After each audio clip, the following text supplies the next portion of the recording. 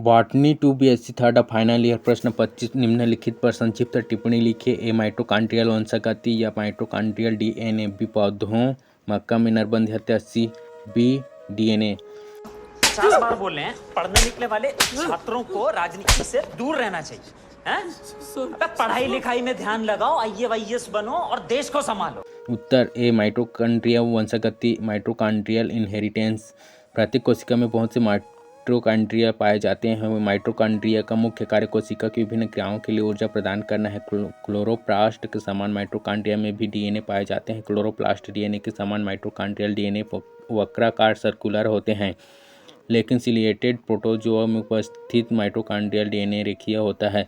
B यूप्रूसी 1953 ने सर्वप्रथम east कोशिकाओं में उपस्थित माइटोकॉन्ड्रियल डीएनए की आनुवंशिक भूमिका का अध्ययन किया था।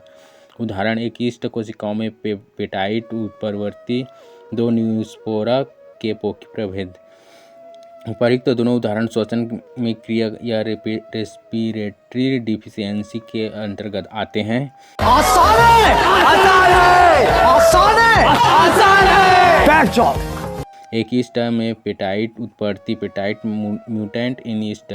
अधिकांश यूकेरियोटिक कोशिकाओं में वायवीय श्वसन एरोबिक रिस्पायरेशन होता है। इसी प्रकार कुछ यूकेरियोट्स जैसे ईस्ट में वैकल्पिक प्रजातियां फैकल्टेटिव स्पीशीज पाई जाती हैं, जो कि वायवीय एरोबिक अथवा अवायवीय एनएरोबिक रूप में कार्बोहाइड्रेट का उपापचय मेटाबॉलिज्म करने में सक्षम होते हैं। यूप्रूसी के अनुसार ब्रेकर ईस्ट सैकेरोमाइसिस सेरेविसी की कुछ किस्में कार्बोहाइड्रेट के उपापचय के समय ऑक्सीजन का उपयोग नहीं करती हैं अथवा ऑक्सीजन की कमी होने पर इन ईस्ट कोशिकाओं की वृद्धि की गति धीमी हो जाती है तथा उत्परिवर्तन के कारण इनकी ऑक्सीजन उपयोग करने की क्षमता नष्ट हो जाती है। जब इन कोशिकाओं को ग्लूकोज युक्त माध्यम में इन्हीं अवस्थाओं में उगाया जाता है, तब ये बहुत छोटी छोटी कॉलोनीज उत्पन्न करती हैं। यूप्रूसी ने इन कॉलोनियों को पेटाइट नाम दिया। वास्तव में पेटाइट एक माइटोकॉन्ड्रियल लक्षण है जो कि ईस्ट में पाया जाता है। इस प्रकार पेटाइट्स अगुणित एवं द्विगुणित दोनों प्रकार की कायिक अवस्था वेजिटेटिव स्टेट में पाए जाते हैं तथा ये सामान्य ईस्ट कोशिकाओं से मेटिंग या संकरण कर सकते हैं। दो न्यूरोस्पोरा के पोकी प्रभेद। Poke strands of Neurospora. M.B. Mitchell एवं H.K. मिचेल के अनुसार न्यूरोस्पोरा पोकी प्रभेद में ठीक उसी प्रकार का श्वसन ह्रास रिस्पायरेटरी डिफिशियंसी पाया जाता है जैसे कि ईस्ट कोशिकाओं के पेटाइट प्रभेद में उपस्थित था। पोकी प्रभेद के कारण न्यूरोस्पोरा की वृद्धि धीमी हो जाती है तथा कुछ माइटोकॉन्ड्रियल श्वसन एंजाइम की कमी आ जाती है। यह कमी मुख्य रूप से साइटोक्रोम अवयवों में होती है। पोकी प्रभेद भी बाह्य गुणसूत्रीय वंशागति के उदाहरण हैं। पोकी प्रभेद युक्त न्यूरोस्पोरा से बनने वाले युग्मकों का आकार भिन्न भिन्न होता है। जब सामान्य मादा गैमेट युक्त न्यूरोस्पोरा एवं पोकी स्ट्रैंड वाले नर गैमेट युक्त न्यूरोस्पोरा के मध्य क्रॉस किया जाता है, तब बनने वाले सभी एस्कोस्पोर्स से न्यूरोस्पोरा की सामान्य कॉलोनी नॉर्मल कॉलोनीज बनती हैं। जब मादा युग्मक युक्त न्यूरोस्पोरा या प्रोटोस्पेरिथिसियल न्यूरोस्पोरा पोकी युक्त होता है तथा सामान्य नर न्यूरोस्पोरा या माइक्रोकोनिडियल न्यूरोस्पोरा के मध्य संकरण किया जाता है, तब इससे बनने वाली समस्त कॉलोनी पोकी प्रभेद युक्त होती है। जब एक कॉलोनी पोकी प्रभेद युक्त होती है, तब इससे सामान्य प्रकार की कोशिकाएं पृथक नहीं होती है। ईस्ट के समान पोकी प्रभेद के हेटेरोकैरियोटिक्स परीक्षणों से स्पष्ट होता है कि पोकी लक्षण कोशिका द्रव्य से संबंधित होते हैं, अतः ये नॉन मेडिलियन पृथक्करण प्रदर्शित करते हैं। हे प्रभु, हे प्रभु, हे हरि राम कृष्ण जगन्नाथ प्रेमानंद, ये क्या हुआ? बी पौधों मक्का में नरबंध्यता। मेल स्टेरिलिटी इन मैज। मक्का में नरबंध्यता 3 जीन्स के द्वारा नियंत्रित होती है, अतः यह 3 प्रकार की होती है। एक केंद्रकीय जीन्स के द्वारा बाई न्यूक्लियर जीन्स, 2 कोशिका द्रव्य जीन्स द्वारा बाई साइटोप्लाज्मिक जीन, 3 उपर्युक्त दोनों द्वारा बाई बोथ। उपर्युक्त जीन्स की उपस्थिति के आधार पर पौधों में नरबंध्यता 3 प्रकार की होती है। एक आनुवंशिक नरबंध्यता जेनेटिक मेल स्टेरिलिटी। ऐसी नरबंधियता मात्र एक जीन सिंगल जीन के द्वारा नियंत्रित की जाती है। ऐसी जीन उर्वरता फर्टिलिटी के लिए अप्रभावी होती है, अतः F1 पीढ़ी की संततियों में उर्वर होती हैं। F1 पीढ़ी की संततियों में स्वयं परागण के फलस्वरूप F2 पीढ़ी में उर्वर एवं बंध्य स्टेराइल पौधे 3:1 अनुपात में प्राप्त होते हैं। क्या साबित करना चाहता है तू? क्या साबित करना चाहता है तू? दो कोशिका द्रव्यीय नरबंध्यता साइटोप्लाज्मिक मेल स्टेरिलिटी।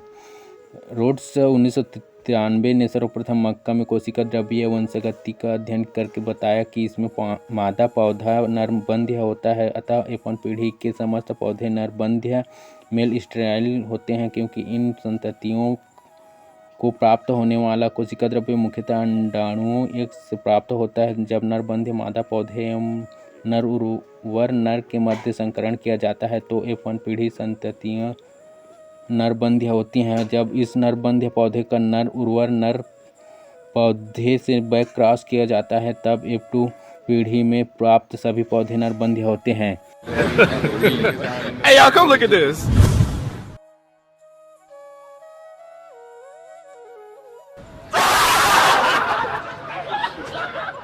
तीन साइटोजेनेटिक नरबंध्यता साइटोजेनेटिक मेल स्टेरिलिटी।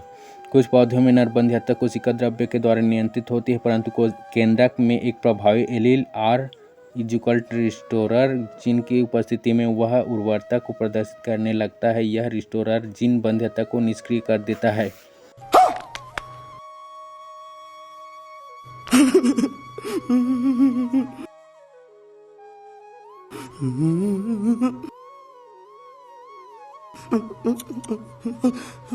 उदाहरण के लिए नरबंध्य मादा पौधे में एक समजात अप्रभावी एलील RR है। यदि नर पौधे का जीनोटाइप कैपिटल RR है तब F1 पीढ़ी के समस्त पौधे उर्वर इस कैपिटल R स्मॉल r होंगे तथा इसमें सामान्य उर्वर परागकण पाए जाते हैं। इससे स्पष्ट होता है कि रिस्टोरर जीन R पौधों की उर्वरता को रिस्टोर कर लेता है। ये बड़ी अच्छी बात कही आप। यदि इन पौधों कैपिटल R स्मॉल r को नरबंध्य मादा पौधे स्मॉल डबल r के साथ टेस्ट क्रॉस कराया जाता है तब इससे 50% नर उर्वर एवं 50% नरबंध्य संततियाँ प्राप्त होती हैं। इससे निष्कर्ष निकलता है कि चूंकि नरबंध्यता कोशिका द्रव्य एवं रिस्टोरर जीन के द्वारा नियंत्रित होती है, इसलिए इसे साइटोजेनेटिक नरबंध्यता कहते हैं। BDNA कुछ पौधों तथा जंतुओं के केंद्रक में सामान्य गुणसूत्रों के अतिरिक्त भी कुछ छोटे एवं हेट्रोक्रोमेटिक गुणसूत्र पाए जाते हैं। ऐसे गुणसूत्रों को अधिसंख्य सुपरन्यूमररी या सहायक गुणसूत्र या बी गुणसूत्र बी क्रोमोसोम्स कहते हैं। सर्वप्रथम विल्सन 1995 ने इसे मेटापोडियम नामक कीट में देखा था।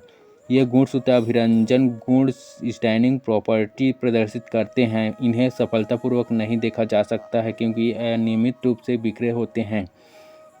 इन्हें लॉन्गली एवं रेडोल्फ ने सर्वप्रथम सन 1927 में मक्का मेज में देखा तथा इन्होंने ही इसे बी गुणसूत्र नाम दिया। शाबाश बेटा, बहुत बढ़िया मुन्ना। उत्पत्ति ओरिजिन। ऐसी अनुमान लगाया गया है कि गुणसूत्र सामान्यतः सामान्य गुणसूत्रों से ही उत्पन्न होते हैं। ये गुणसूत्र अपसारी विकास डाइवर्जेंट इवोल्यूशन के कारण आकारिकी में पूर्णतः भिन्न प्रकार के होते हैं। इनकी उत्पत्ति ऑटोसोम्स से होती है। संख्या नंबर। सामान्यतः एक केंद्रक में एक या दो अधिसंख्य गुणसूत्र पाए जाते हैं। ट्रेडेस्केंसिया एडवर्सियाना में 12 दैहिक गुणसूत्रों सोमैटिक क्रोमोसोम्स के अतिरिक्त 5 अधिकतम गुणसूत्र प्रत्येक कोशिका में पाए जाते हैं, अतः इसमें डीएनए की मात्रा 5 गुना अधिक हो जाती है। अधिसंख्य गुणसूत्र सामान्य गुणसूत्रों के अपेक्षाकृत आकार में अत्यधिक छोटे होते हैं। ये पौधों एवं जंतुओं दोनों में ही पाए जाते हैं।